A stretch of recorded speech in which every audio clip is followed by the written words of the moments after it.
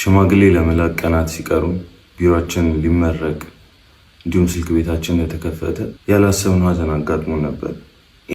ሰላም ጤና ይስጥልኝ ውድ የሰበር መረጃ ተከታታዮቻችን እንኳን በሰላም ቆያችሁን። በዛሬው ዕለት እንግዲህ አንድ ሰበር መረጃ ተሰምቷል እና እሱን ለማካፈል ነበረ ወደዚህ የመጣነው። በቲክቶክ እንዲሁም በዩቲዩብ የምናውቃቸው ጄአር ካፕል በሚባል የሚታወቁት ጥንዶች እንግዲህ በብዙ ስራቸው እናውቃቸዋለን። በቅርቡም ደግሞ ሞባይል ቤት ከፍተዋል እንዲሁም ደግሞ ሪል ስቴትም ጀምረዋል። ጄአር ሪል ስቴት ብለው ሞባይል ቤትም ጄአር ሞባይል ቤት ብለው ከፍተዋል። እንዲሁም ደግሞ በቄጤማም ሲሸጡ እናውቃቸዋለን ጄአር ቄጤማ ብለው። እና እንግዲህ እነዚህ ወጣቶች ከዚህ በተረፈ ደግሞ በበጎ አድራጎት ስራቸው ይታወቃሉ። ብዙ ነዳያኖችን እንዲሁም ጎዳና ተዳዳሪዎችና ወላጅ አልባ ህፃናቶችንም በመመገብና በተለያዩ የጥሩ ስራቸው የምናውቃቸው ወጣቶች ናቸው። እና በቅርብ ደግሞ የፍቅረኛው የሩት እናት ማረፏን ሰምተን ነበረ። በጣም ልብ የሚሰብር ዜና ነው። እና ሀዘን ላይ ነበሩ በቅርቡ። አሁን ደግሞ ትናንት እንግዲህ የሰማነው መረጃ የሚያመላክተው መኪና እያሽከረከሩ በነበረበት ወቅት እንግዲህ ፊጋ አካባቢ በመኪና የተገጨ ሰው እንዳለና ሰውየውም ሳይሞት እንዳልቀረ እየተነገረ ይገኛል። እና እሱም እንደታሰረ ነው እንግዲህ እየተነገረ ያለው።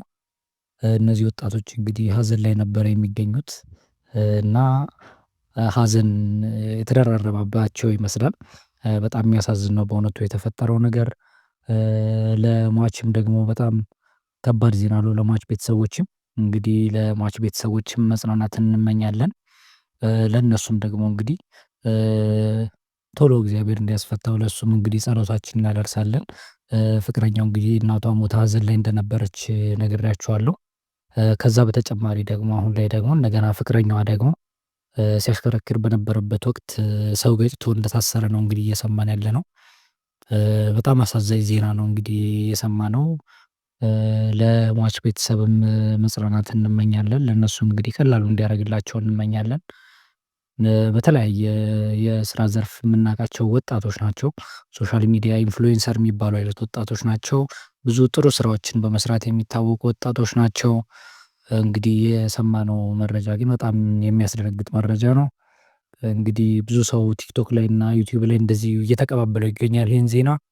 እኛም እንግዲህ ለማጣራት እንደሞከርነው ከሆነ ማዕከላዊ ላይ ታስሮ እንደሚገኝ ነው የሰማነው መረጃ የሚያመላክተው።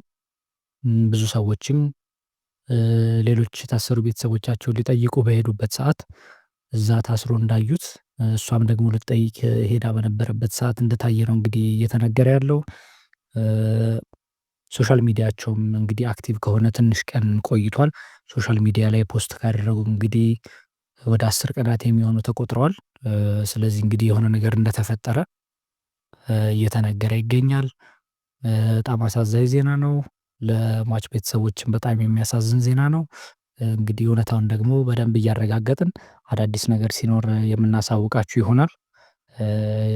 የቻናላችን ተከታታዮች ላይክ ሼር እንዲሁም ሰብስክራይብ እንዲሁም ደግሞ ኮሜንት ላይ የተሰማችሁን ስሜት መግለጻችሁን እንዳትረሱ። እናመሰግናለን። መልካም ጊዜ